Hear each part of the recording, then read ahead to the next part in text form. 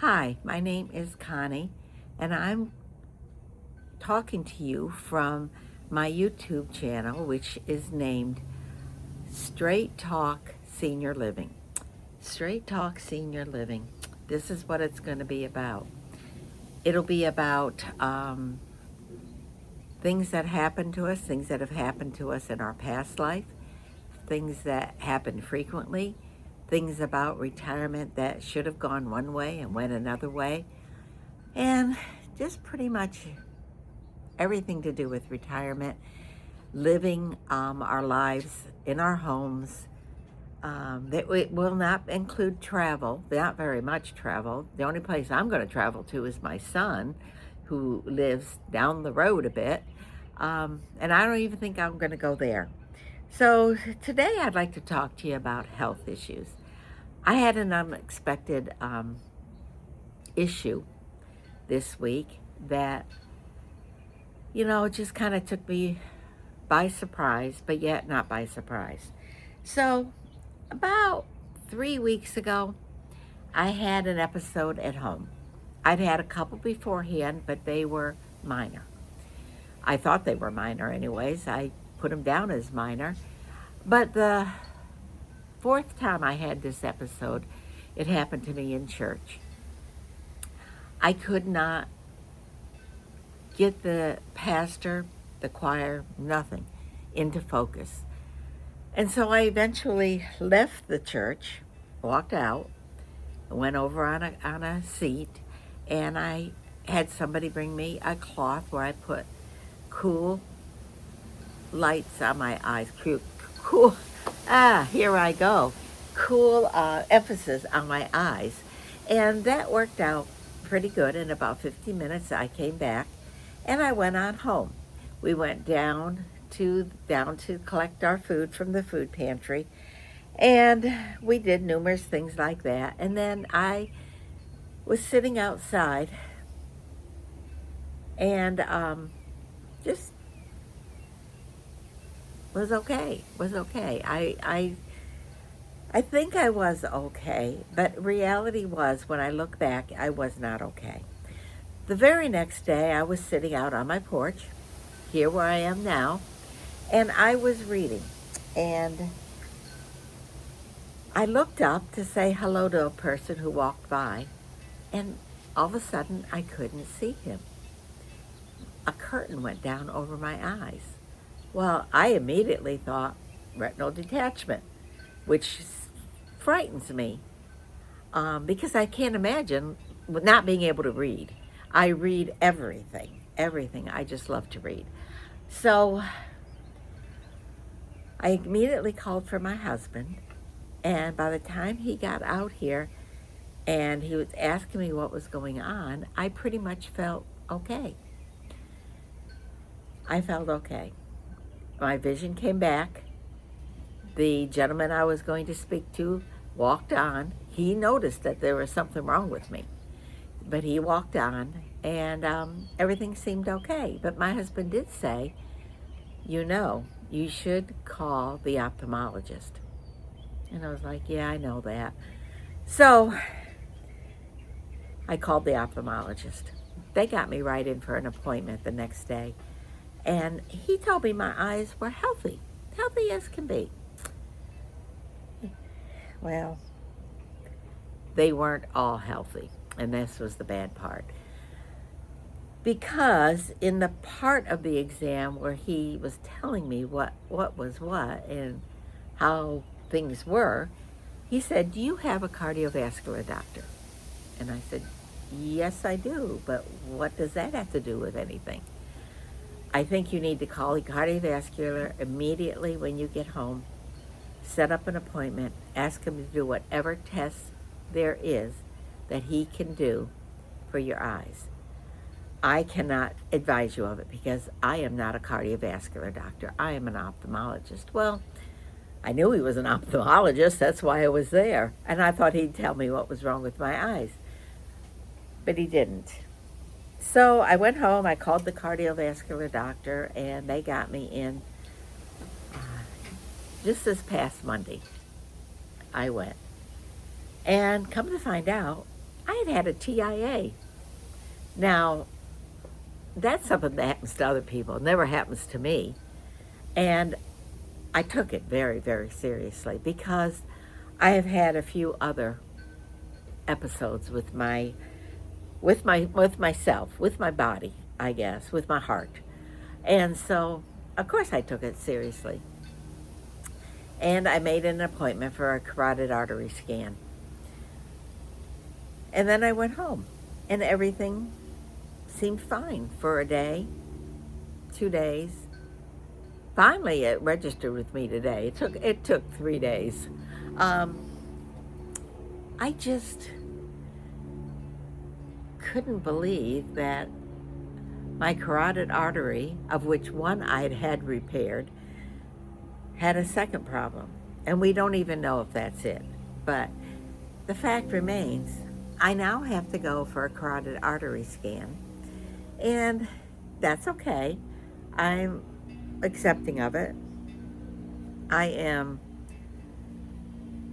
know that there's something wrong there.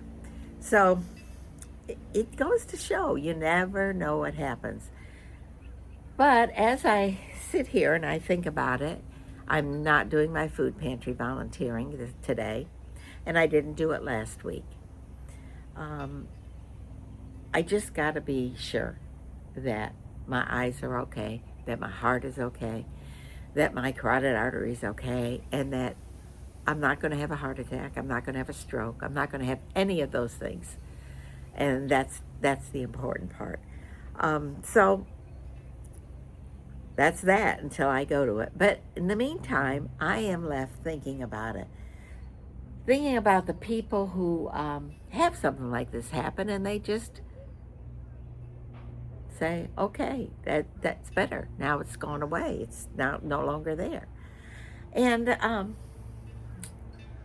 as you rationalize things out, even Monday when I was going into the doctor, I said to my husband, what if he laughs at me? What if he says, oh no, this has nothing to do with your heart or your carotid arteries or any part of your blood flow?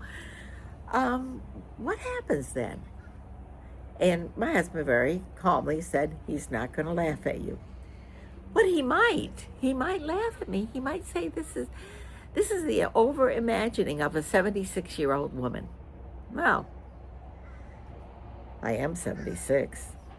I do fall along that stage that they talk about that you've got to be careful of. Well, then on the way home, I got to add something to that. I got a call from my primary care doctor in the car on the way home. Okay, I will talk to her. And she says, well, your DEXA scan. Yeah, I know that. I had that. It came back normal, didn't it? No, it didn't. I did have osteopenia. I had osteopenia the last time I had it done and 4 years ago when I had it done. All of a sudden, my osteopenia is bad. And she suggested I take medication for it. I'd already thought about that. Thought about, yes, if I have to take medication for it, I will take medication for it because this is what we have doctors for. This is the reason that they tell us things. And it's the reason that I have the knowledge beforehand to go in and explore these things. So I've got to go get the medication in about 5 minutes, I guess. As soon as I get done with this, I'm going down to the drugstore. And I'm going to get that medication. And I will take it. And in 2 years, we'll see if I'm better. But I do note I have been doing heavy lifting for the past year and a half. I have gone to the gym every week. I only cut back to once a week this week because to pay for a trainer, it's a lot of money. And I don't want to put that money out if I don't have to. So I figured, well, I'll go down to once a week. In April, I think it was April, I started once a week as opposed to a couple of times a week. And I figured from April to May, I'm going to, there's not that much time. It's not going to harm my body if I don't do it. But if I cut it out now and I'm worse, then I know something's with that part of my body. Well, I cut it out. I went and got my DEXA scan. I got told that I have osteopenia of another grade up. I didn't even know they graded them. And that's okay. So I am going to go and do that. But in retrospect, I look at that. I look at two things that have happened to me this week. Well, actually, it happened 3 weeks ago, but two things I was told about this week. That maybe I am getting older. Maybe I am really 76. Maybe without even realizing it, I am suddenly old age. I don't feel old age. I don't think I'm old age. No, but I am. So please go along with me on this journey as I find out what the DEXA scan holds, whether I improve. I don't want osteopenia. That's what my mother had, and I know I don't want that. So I will do what I can on that part, and then I will also follow up on my carotid arteries, because that is a very important part, because I want to live. I'll die. I know I'll die some point, and it's when the good Lord wants me, not before. I'm not anxious to bring it on before. And if I ignored the doctor, or if I just didn't take the medicine, or I didn't take the scans, or I didn't have an operation, I would be inviting death in. And I'm not ready to die. I've got a lot of living yet to do. So as I go on first of all, the carotid artery, the DEXA scan, that I will be taking my medication. I will take that weekly, just as I'm told. And I know I won't feel a difference, but I hopefully will see a difference in my next DEXA scan. And as for the carotid artery, if I have to have a carotid artery done, I'll get it done. If not, then, well, let's find out where it's at. So, all in all, we're very, very, very happy that I've got good news, that I'm still living, and that I can easily cure what's wrong with me. Not easily. The operation is not easy. The after effects are not easy. Taking the pill weekly is not easy. So I have a lot of things ahead of me, and I'd like you to go along with me on my journey. Again, my name is Connie, and it's Senior Living. And, you know, I may change my name, because I'm not exactly sure of that name. But whether I change it or whether I don't, it doesn't matter, because I will still be here. So hit contact, like, and subscribe. That's what they all say on YouTube, so that's what I'm saying. And follow me along on my journey, and I will let you know how it goes. Thank you, and goodbye.